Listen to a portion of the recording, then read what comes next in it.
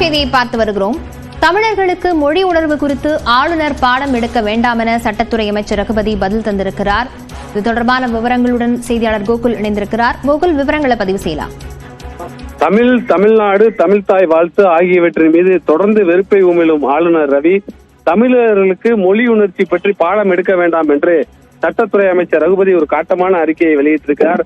தமிழ்நாடு பொருளாதாரத்திலும் கல்வியிலும் பெற்றிருக்கும் வளர்ச்சியை பொறுக்க முடியாமல் தமிழ்நாட்டின் மீது வெறுப்பை உமிழ்வதே தனது கடமை என கருதி ஆளுநர் செயலாற்றி வருவதாகவும் ஒரு குற்றச்சாட்டை முன்வைத்திருக்கிறார்.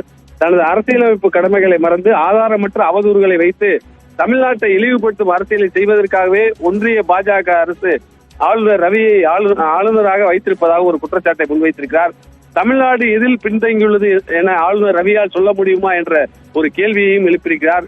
மொழி தேர்வு எது, மொழி திணிப்பு எது என்பது எங்களுக்கு தெரியும் என்றும் இந்த நாடகங்கள் எல்லாம் இங்கே எடுபடாது என்ற ஒரு காட்டமான அறிக்கையை சட்டத்துறை அமைச்சர் ரகுபதி ஆளுநருக்கு பதிலளித்து தற்பொழுது வெளியிட்டிருக்கிறார். விவரங்களுக்கு நன்றி கோகுல்.